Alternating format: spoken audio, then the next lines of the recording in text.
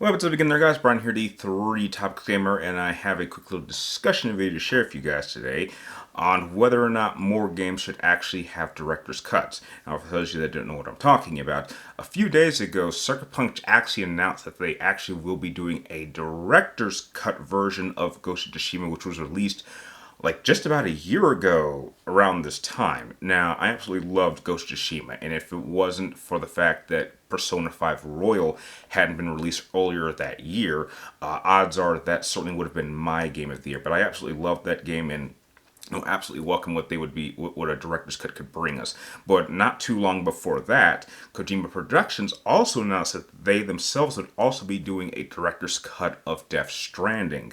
And while I did overall enjoy that game, I'm still kind of on the fence on whether or not that's a game I would actually want to go back and play from beginning to end on a whole new game, even with the additions that they didn't even tell us. And so that kind of got me thinking, should more games have director's cuts? And if so, what would you like to see? Like, Returnal just got released not too long ago, and Ratchet and Clank just got released like less than a month ago. So, are those games gonna eventually have director's cuts? And now the whole idea of a director's cut has never been like, I'd say, like a new concept. I mean, you look at something like the difference between Persona 5 and Persona 5 Royal.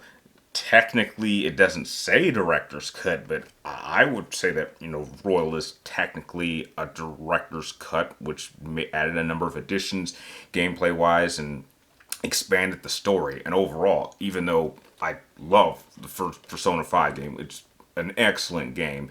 This definitely took it to a whole nother level, and to me, made this game just a definitive 10 out of 10 game, at least for me. And then when I look at just some of the additions that they will be adding to the director's cut for Ghost of Tsushima, that includes DualSense supportive, 3D audio, improved load times, a 4K resolution option, which obviously will support ray tracing. It also includes full Japanese lip syncing, which was definitely something that was off in the original game.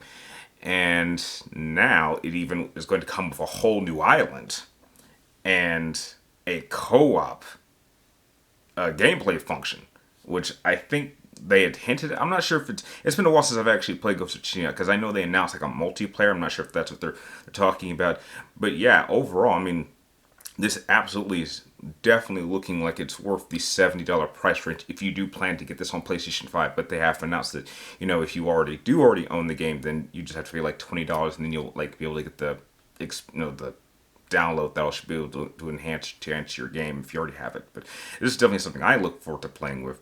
But should more games have it? It's very questionable. I think it has to be depending on either the game developer themselves, or whether or not there's a high enough demand for it, or if there's enough content for it. Because you don't want to release something and expect your fans to pay another full price game, if not more, and then the game doesn't really feel like it's worth the extra additions to a game that maybe might have needed it.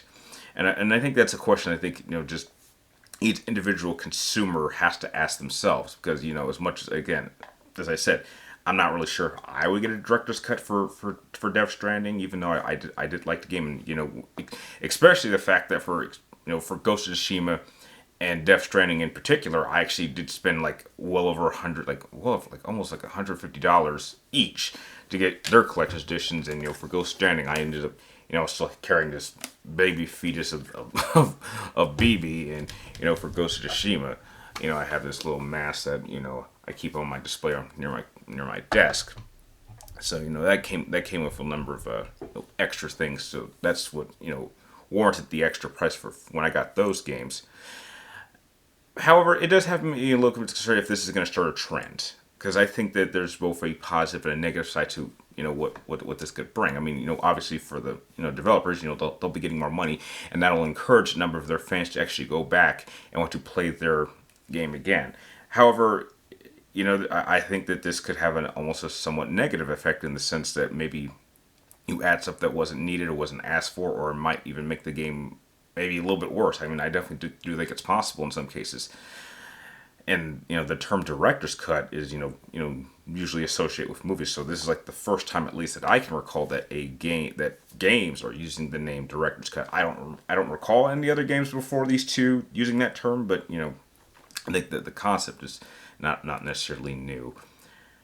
But yeah, I mean, I just really would like to just hear you guys' thoughts. I mean, do you guys plan on getting the director's cuts for either of these games, or do you think that there are other games that came out in the previous generation that you would love to see a director's cut for and would be more than happy to go back and play it again or play an enhanced version of it? So please share your thoughts with me and everyone else in the comments down below. And if you happen to like this video, please do not forget to like and subscribe and share this video to keep track of me on my future videos. And like always, thank you guys for watching. You're awesome, and I will see you next time.